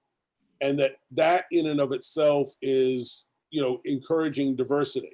It's allowing people to have a different kind of place to live. And, it's got some nice attributes, but other buildings do too. So I'm just not sure of how I would make a convincing case that this is so interestingly diverse and so unique that it justifies it. But that is where we are at. And that's what we've been asked to do. And that's how we've gotten here. Yeah, but I don't think you could ask the planning board or any government agency to make a case for you why this would lead to residential diversity and affordability. So if you want to review their... I will do that, but I'm not an attorney either, but their job was to make a recommendation. Patty, I just have to say, I don't think that this has been an accurate recitation of the history of events over the last 2 years. I think there's a lot of conflating things that happened at the public site walkthrough that the boards did and the actual board meetings. I think the board meetings are all recorded and people can go back and hear exactly what was said. We have recommendations from the AHRB and the planning board. As far as I know, this is the first time that this plan has been signed and sealed for our consideration.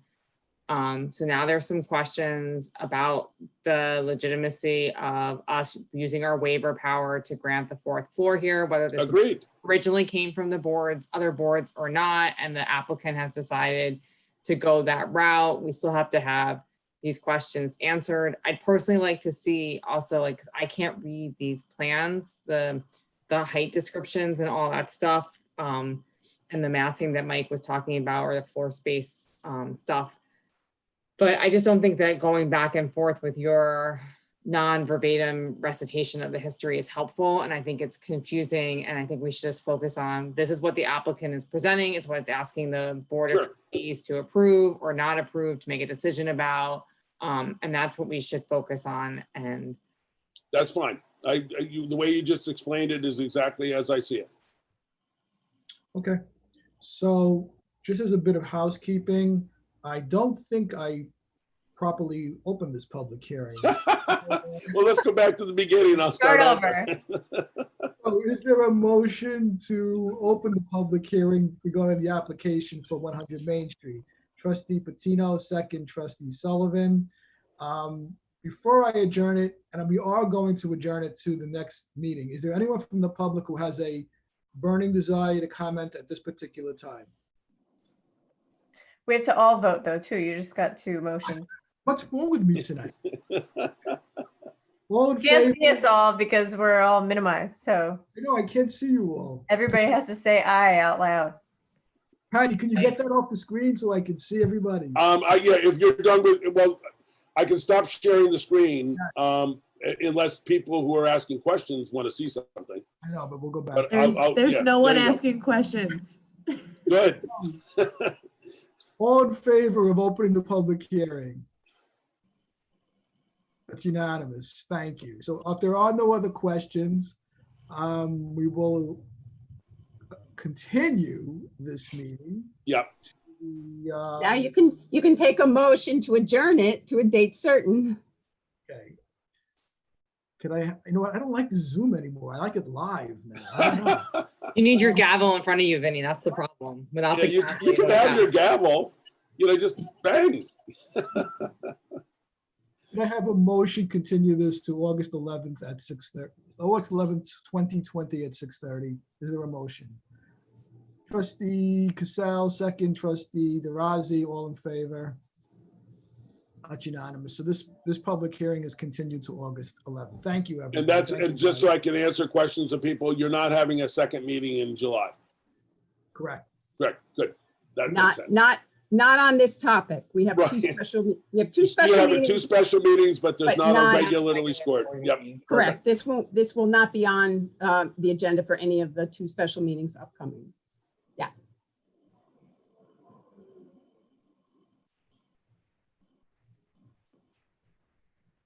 Okay. So public hearing number 4.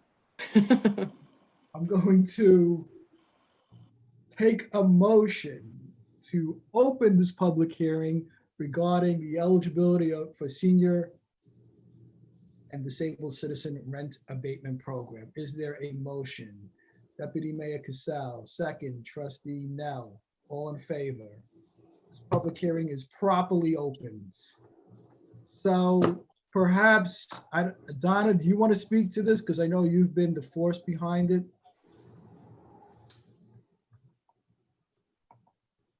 I think I'm unmiked. Am I unmiked? You got it. Got it. Okay. Yes. Just a month or so ago, Jeff and I were approached by a village resident to relook at the SCREE-DREE eligibility level. SCREE-DREE is a program that supplements the rent for senior citizens or disabled people who live in rent-controlled or rent-stabilized buildings, so it's restricted to that, who make under a certain amount of money. Right now, the cap for eligibility is $29,000. We were supposed to have looked at this a while ago and somehow it fell off the table. All the surrounding villages, practically all of the surrounding villages are all at $50,000 as the cap. Just so you know, the median income in Dobbs Ferry is like $126,000. Half of that is, 60-something $1,000. So a cap at $50,000 is not outrageous. Jeff has also looked at the numbers, and it seems that we can afford to do this right now. I forget how many, I think, I don't have the memo in front of me. Right now, we have some people who are already on this, and by upping the limit, it doesn't look like it will cost us that much more. Again, we can't specific. It's not easy to get on the SCREE-DREE program, by the way. There's a lot of paperwork. There's a lot of things involved in it. So what we would, again, on Jeff's advice, rather than going from 29 to 50, that's a big jump all at one time. We also discussed this with Lori Lee, that we'll phase it in over 3 years. So it'll be $40,000 the first year, $45,000 the second year, and $50,000 in the end. And considering the financial hit that so many people are taking in this village, especially with the COVID, and the seniors are also suffering greatly, that this is something that we should do. I think Jeff sent an email about it saying it would only add, I think, 10 people to the whole thing. So yeah, I think it would cost us another $25,000 on top of what we pay now. Yeah, so it seems like it would be a minimal increase. So is there anything you want to add to? I know Jeff's not available today, but Laura Lee, is there anything you want to add to this? No, you just have a single provision. This is a proposed local law. So you have a single provision in your chapter 273. It's provision 273-32B. And this local law just will amend that to reflect this phase in, starting with 40 and in the third year up to 50. So it's a very simple, straightforward proposed local law. And if you're interested in it, after you have taken the motion to close the public hearing this evening, you can proceed to a vote. I did prepare a proposed resolution for your attention. It didn't seem controversial after Mr. Chuda confirmed that it wasn't going to be a major burden on the taxpayers, the other taxpayers. So you can choose to take action or not take action. We'll turn an introductory law into an actual law upon your vote. This thing seems overdue. We should just do it. Yeah. Any other questions or comments from the board? Is there anybody from the public who wants to speak on this? Someone has raised their hand, I see. Yes. Hi, everybody. It's Abby from the Dobbs Ferry Senior Program. Hi, everyone. Hi, Mayor. Hi, members of the board. Hi, Abby. How are you? Just wanted to say I'm really fully in support. The program's fully in support of this resolution to adjust these income levels. I mean, not only does it bring us in line with our surrounding villages, but more importantly, it really helps seniors and the tenants with disabilities qualify. I do want to say, we had a resident for years and years, Tony Losi, who was a major champion of the SCREE and DREE programs, who was really on top of it all and actually helped residents with their paperwork. He's since unfortunately passed. But Don, I wanted to thank you so much for really, pushing this forward and bringing it back up, because it is important, and it does help people, and it will help people, stay in the village. So thank you, Donna, and thank you, board. I just also wanted to take this time just to thank all of the seniors in Dobbs Ferry who participate in all of our wonderful programs. Hopefully we'll be able to return to a full slate in the future. But in the meantime, just wanted to remind everybody we're still working hard. Lots of challenges, as Donna said, are really facing a lot of our seniors right now, and we're working really very hard to help people, and folks can always just give me a call if they need help in any area, seniors, at 693-0024, and we're responding to seniors every day, and it's a tough time for them. So this is a little something that will help, and I thank you guys for pushing it forward. It's very timely. Thank you, Abby. Thank you, Donna, too. Anybody else, Jen? Nope, nobody else has their hand up. Okay, so can I have a motion to close this public hearing? Deputy Mayor Cassell, second trustee Nell, all in favor? Public hearing is closed unanimously. So I'd like to address this resolution. Is there a motion to adopt this resolution? Deputy Mayor Cassell, second trustee Sullivan. And I just want to briefly, before we vote on it, just mention that it will, beginning July 1st of 2020, the maximum allowable income would be $40,000. Beginning July 1st, 2021, it will be $45,000. And beginning July 1st, 2022, it would be $50,000. And I just want to read the next to last paragraph. Now therefore be it resolved that the Board of Trustees of the Village of Dobbs Ferry hereby adopts local law 4-2020, revising the eligibility level set forth in chapter 273, taxation of the Village of Dobbs Ferry, with an increase to $50,000 per annum, with such adoption to take effect as required by law. So all in favor? And that passes unanimously. So thank you again, Donna. That was very timely and very smart of you to do. Thank you. Okay, that leads us to courtesy of the floor. Is there anybody here for courtesy of the floor? I don't see anybody with their hands up. Going once, going twice, going 3 times. Okay. So let's get to matters requiring action. Let's consider a motion to approve audits number 1 and number 2 for July 2020 as recommended by the village treasurer. Is there a motion? Trustee Taylor, second trustee Nell. Is there any discussion? All in favor? That passes unanimously. Action item number 2, consider a motion to authorize the mayor to sign a professional services agreement with Donald P. Mara to provide professional assistance in search for a village administrator for the Village of Dobbs Ferry. Is there a motion?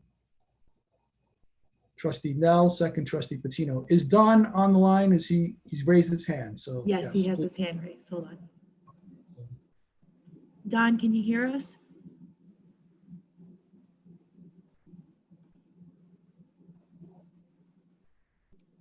Can you hear me now? Yes. Okay, hi. Well, thank you. I told the mayor I'd be online if you had any questions, and thank you for approving the contract. I look forward to helping you find a new administrator, which is really one of the most important things a board has to do. You do many important things, but this is a serious and important action that you really need to work on. So I'm happy to help you. I did send, I don't know if I just sent, maybe yesterday, a proposed timeline And what I'd like to do, I told the mayor, if, I know you're busy, but if we could have a half-hour Zoom meeting, it would be an executive session. Just to go over the whole process and talk to you about how I see us moving forward and discuss the draft timeframe, which I developed as I usually do, based on the usual amount of time it takes to find someone. So is that possible, Mary? You think we could do something like that? Yes, I think, I know we think the search will begin in earnest in September, but I do think we should get together prior to that. So we did schedule some special meetings for the next 2 weeks. What we're looking at, maybe the first week in August or second week in August, we could do a Zoom meeting with you so we can start the process and get in line of what we're looking for in the time frame. So does that sound agreeable with everybody? That would probably work. I'm going to be sending you a survey and it'll take you a little bit of time to do it. But if I get it all back by the last week of August, I think that'll help move this whole process along. I don't want to wait till September 1, which I believe is the date I think we should send out the notice of an opening to the state organizations. But we could do some work before then. So that might work. That would work. If I'm available. Only Thursdays are usually bad for me, but any other day is pretty good. Okay, we will. Want to do that before a regular meeting? If you have time, we could do that too. Okay, so we'll pick a date that's mutually agreeable with everybody. And I do want to thank you. I know the fee is way below your usual amounts, but I know that you're a Dobbs Ferry resident and you certainly have a vested interest and you care about the results. So I do appreciate the fact that you've reduced your fee. Well, thank you. I do care about Dobbs. I've always been around. I'm a volunteer for a lot of things, and this is an important one that I can help you with. And I know the issues with COVID has brought some financial situation a little different than we expected. So if I get help by lowering that fee, I'd be happy to do it because I really think it's important that we really find someone to help the board with the village operations. So thank you. So somebody will get back to me when you have a date that you have in mind, and I'll be happy to I'll be available, period. Okay, thank you. So I know we made the motion. All in favor? That passes unanimously.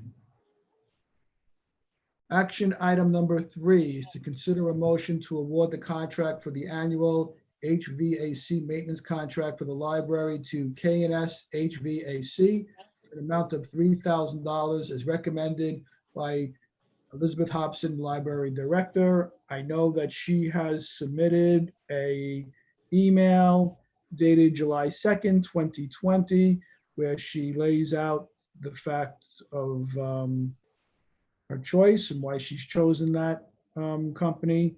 So if there's no comments, is there a motion to award the contract to K&S?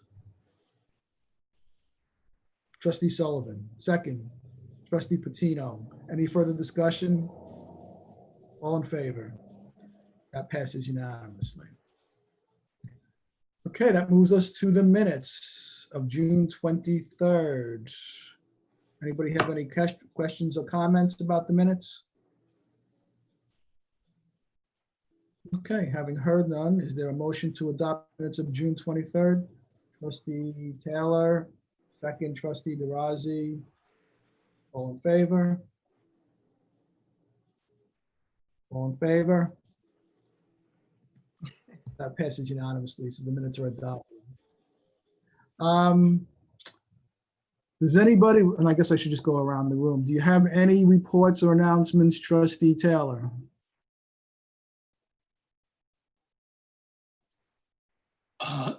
I do not at this meeting, no.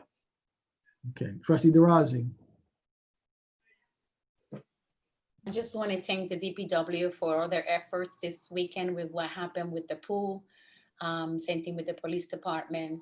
I know that it was a rough weekend for everybody. Okay, Trustee Nell. I wanted to say thank you to everybody who got those parklets up. They look great, and everyone's doing really nice work to adorn them, all the businesses. And now that everything is spiking everywhere and indoors is looking scarier in the future, I think it's going to be really important that they have those. And we're actually even getting positive feedback about that on Facebook, which is weird to see that we get positive anything on Facebook, but the other villages are complaining that they don't have it, although they probably couldn't have done it anyway because their streets are different. But it was a lot of work, so thanks to everybody for that. Deputy Mayor Cassell. Yes, I wanted, Neil DePasquale has stepped down as chair of the Conservation Advisory Board, so I just want to thank him for all the years and hard work that he has put in. His efforts will be missed. He's a really great guy, and I wish him and his family well. So the CAB is in the process of reorganizing, and we're going to be having a meeting to consider recommending to the Board of Trustees a new chair for the advisory board. And also we are going, hopefully we have a couple of new members who are interested. So if anybody is interested in joining the CAB, please go to the website, fill out the volunteer form, get it to Liz. I believe that's the correct order, right, Liz? And just wanted to say that. Trustee Sullivan. And I think the rec department and the youth services council are still doing their drive-in movie. And I think the next one is Friday. I want to say it's Abominable. I didn't say that right, so that's embarrassing, but that movie. And I think they have a few more planned for throughout the summer. Okay. Trustee Patino. No announcements. Thanks. So Trustee DeRozzi has touched upon it, the pool situation, and maybe Ed can expand upon it, but we had an event over the weekend, caused the pool to overflow with mud and debris. It was a storm that happens very rarely. We thought we had mitigated it years ago, but evidently it's still flooded, and we have engineers looking at it again. We have put out sandbags. We're putting in a drainage, although I don't think, and again, Ed can correct me, I don't think that drain would have prevented what happened from happening. So I do want to commend the DPW. I know they were there overnight, some of them pumping out the water. When I saw it, it was still filled with mud, and I know the guys had to get down there and shovel it out by hand to get the dirt out. And they did a great job, the DPW, and I really want to commend them for all their actions on that. Steve was there all the time, and it's just an unfortunate event that we will review to see what happened. And Ed, do you want to shed any light of an update of what's happening with the pool? Sure. So what you're referring to about the drainage on Beacon Hill was done approximately 13 years ago, and what we had was a problem that would occur every so many years, and a great volume of water comes down Beacon Hill, and the drains at the bottom on Ashford can't handle it. So there's a problem with Con Ed vaults there and everything. So the engineers designed a system that went through private property and picked up some of that, and then brings it over to Ashford further east. So what they accomplished was going from handling a 2-year storm to possibly a 10-year storm. What we had Saturday was a flash flood, which sometimes can equal a 100-year storm or more. So an inch of rain came down inside a half hour, and when you multiply the volume of the whole Beacon Hill area coming down, it just overflowed the curb, the sidewalk, the retaining wall at Gould Park, came down and eroded the soil into the pool. So there was nothing that would have stopped that. What we're looking at is possibly, a new curbing at the Ashford sidewalk there to divert the water before it could get over the retaining wall, and any other suggestions we get from engineers. That night, Danny Gardner and his team were out there and left one man to man the pump all night long, which was a great benefit because he hosed it down, got the mud off as it was draining down, prevented it from staining. They've been there flushing the pipes and doing a fantastic job ever since. We have contractors there working on drainage to handle regular storms, which somehow got omitted and is going in now before the sod goes in. But that had nothing to do with this storm or that flooding. So we're real close. The tentative opening date was maybe pushed a week because we've been working overtime and pushing everything as fast as we can. So we're looking at probably sod on Monday for that south side. And like I say, everything's going to be just fine. All the Great. equipment and everything is still going okay? Like that didn't hurt what we built? No, nothing was damaged. It was just time cleaning.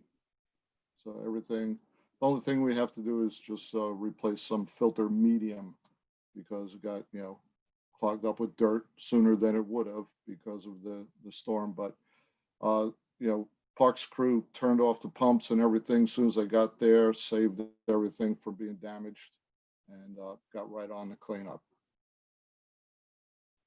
I also want to thank you, Ed. I know you spent Sunday morning there and Saturday there. And so thank you for taking the time to do a hands-on look at it. I know Kendra also was there after it happened. So I want to thank her for her efforts. So if it's a week, better now than 3 weeks from now. So we'll put it off for hopefully only a week, and then we could have an opening then. So anything else?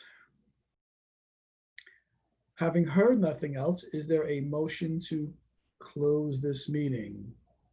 Trustee Nell, second. Deputy Mayor Cassell, all in favor. This meeting is adjourned. Sorry. Oh, no.